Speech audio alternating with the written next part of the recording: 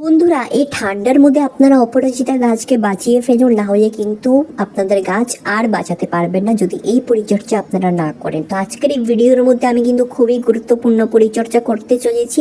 আপনাদের অপরাজিতা গাছের মধ্যে খুব সুন্দর আপনারা গ্রোথ দেখতে পারবেন এবং পাতাগুলোও কিন্তু টকটকে সবুজ হয়ে থাকবে। তো এখানে দেখতেই পাচ্ছেন আমার গাছের মধ্যে খুব ভালো রেজাল্ট। এই ডরমেন্সি সিজনের মধ্যেও কিন্তু আমার পাতাগুলো খুব সুন্দর গ্লো করছে রোদের মধ্যে। দেখেন এখানে ছোট ছোট কিন্তু গ্রোথও হচ্ছে, ছোট ছোট কিন্তু কুড়িও আসছে। তো কিচ্ছু কিন্তু থেমে যায়নি আমার গাছের গুলোর মধ্যে, কারণ আমি প্রতিনিয়ত একটা জৈব খাবার গাছকে অবশ্যই প্রয়োগ করে থাকি। তো আজকের এই ভিডিওটা কিন্তু খুবই গুরুত্বপূর্ণ হতে চলেছে। আগামী ডিসেম্বর এবং জানুয়ারির মধ্যে খুব সুন্দর আপনারা গ্রোথ পাবেন। তো বন্ধুরা, ভিডিওটা একদমই স্কিপ করবেন না। যদি স্কিপ করে ফেলেন গুরুত্বপূর্ণ জিনিস মিস আউট করে ফেলবেন। যারা নতুন এসেছেন আমার চ্যানেলটিকে সাবস্ক্রাইব করে দেন। চলুন বন্ধুরা, সময় নষ্ট না করে ভিডিওটা শুরু করা যাক।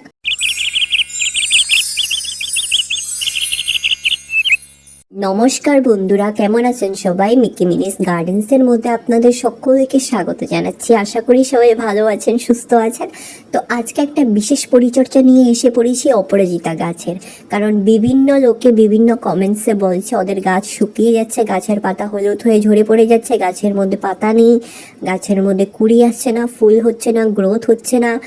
তো সমস্যার সমাধান কিন্তু আজ আমি করে ফেলবো। এখানে দেখেন এখনো কিন্তু আমার গাছের মধ্যে ফুল ফুটছে এবং ছোট ছোট সাইজের ফুল ফুটছে। তা নিয়ে আপনারা একদমই প্যানিক করবেন না, কারণ এই ঠান্ডার সিজনগুলো কিন্তু অপরাজিতার জন্য ডরমেন্সি সিজন থাকে। এই সময় কিন্তু অপরাজিতা গাছগুলো ঘুমিয়ে থাকে, আর এই সময়ের মধ্যে কিন্তু অতিমাত্রায় গাছ শুকিয়ে যায়, মারা যায়।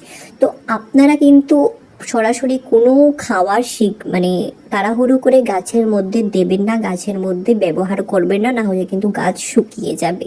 তো একটা কিন্তু খুবই পরিচর্যা আপনাদেরকে শেয়ার করছি, খুব গুরুত্বপূর্ণ। এখানে কিন্তু সিড দেখেন, আমি কিন্তু এখান থেকে সমস্ত বীজগুলোকে তুইয়ে নিচ্ছি।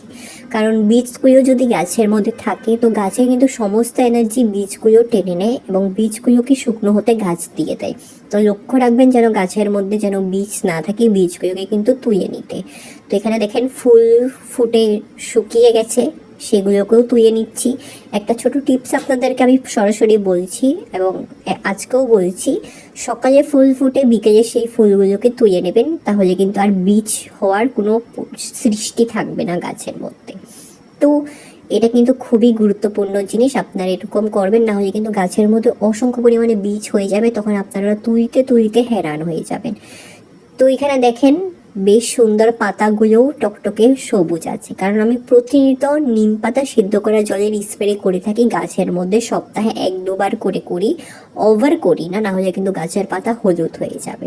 আর এখানে দেখেন ছোট ছোট কিন্তু বীজ এবং কুড়িও এসেছে, সুন্দর ছোট ছোট পাতাও এসেছে, গ্রোথও হচ্ছে খুব সুন্দর।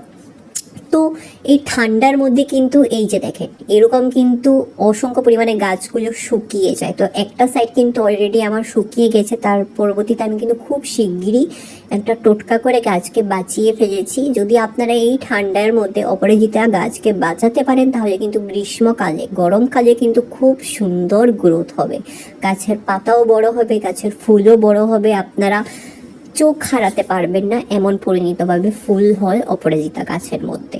তো এখনও কিন্তু হচ্ছে, যেহেতু আমি আপনাদেরকে দেখালাম, কুড়িও আসছে, ফুলও হচ্ছে।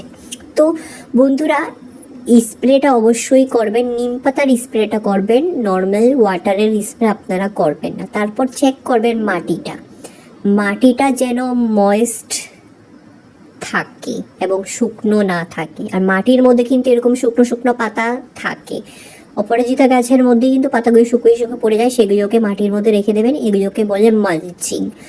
ওভার ওয়াটারিং এবং কুয়াশার জন্য কিন্তু গাছ শুকনো হতে থাকে, গাছের শেকড়ের মধ্যে যদি জল পড়ে যায়, রোদ যদি অতিমাত্রায় রোদও পড়ে যায়, তার পরবর্তীতে কিন্তু গাছের পাতা হলুদ হয়ে যায়, তার জন্য কিন্তু মালচিং করে দেবেন। এটা কিন্তু খুবই গুরুত্বপূর্ণ।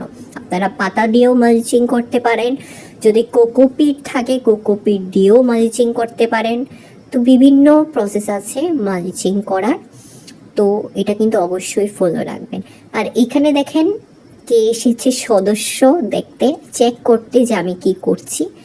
তো সদস্যর হলো এই একটি কাজ, বাগানের মধ্যে শুধু ঘুরে বেড়ানো, ওটাই শুধু ওর কাজ।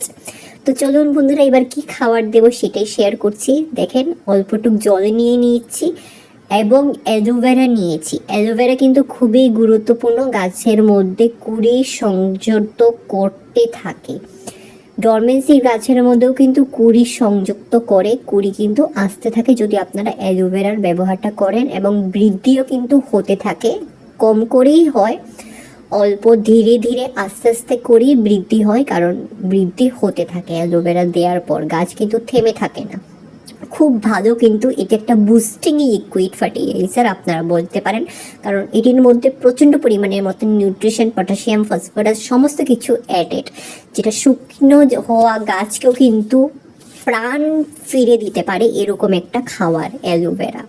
তো খুব ভালোবাসে কিন্তু অপরাজিতা গাছ, অবশ্যই দিয়ে দেখবেন। এরকম একটা অ্যালোভেরা টুকরো নিয়ে ভালো করে কিন্তু মিশিয়ে দেবেন, আর মিশানোর কিন্তু সঙ্গে সঙ্গে দিতে হবে। যদি অল্পটুক 5-10 মিনিট 15 মিনিটের জন্য আপনারা রেখে দেন, তাহলে কিন্তু সেই অ্যালোভেরা যত সমস্ত মিশিয়েছি গুণ সমস্ত ঢাকে হাওয়ায় উড়ে যায়। এটা কিন্তু মানে স্টোর করা যায় না, সঙ্গে সঙ্গে কিন্তু ব্যবহার করতে হয় অ্যালোভেরা যে কোনো জিনিস। হয়তো সেটা ক্রিম হয়ে থাকেও কিন্তু আমরা ফেসের মধ্যে সঙ্গে সঙ্গে ব্যবহার করি, এবং কোনো ফার্টিলাইজারও যদি তৈরি করি সেটাও কিন্তু সঙ্গে সঙ্গেই ব্যবহার করতে হয়। তো এটা কিন্তু আপনারা অল্প ফলো রাখবেন। তো এখানে দেখেন আমি জল দিয়ে দিয়েছি, এবং এটা কিন্তু ফার্টিলাইজারও কাজ করেছে, জলেরও কাজ করেছে, দুটো কাজ এক হয়ে গেছে। তো এটা করার পর কিন্তু আপনাদের পাতাও হলুদ হওয়া বন্ধ হবে এবং কুড়িও আসবে, সুন্দর গ্রোথ হবে। বিশ্বাস করে প্রয়োগ করে দেখেন, খুব ভালো রেজাল্ট পাবেন। তো চলুন বন্ধুরা, যদি আপনাদের এই ভিডিওটা ভালো লেগে থাকে তাহলে অবশ্যই আপনারা আপনাদের প্রিয় গার্ডেনিং ফ্রেন্ডসের সঙ্গে আমার ভিডিওটা শেয়ার করবেন, আর অবশ্যই আমার পাশে থাকবেন, কারণ এটা আমার নতুন চ্যানেল, আমাকে সাপোর্ট করবেন। আপনারা যদি সাপোর্ট করেন আমি এগিয়ে যাওয়ার সাহস পাবো। সবাই ভালো থাকবেন, সুস্থ থাকবেন। পরবর্তী একটা নতুন ভিডিও নিয়ে আবার আসছি।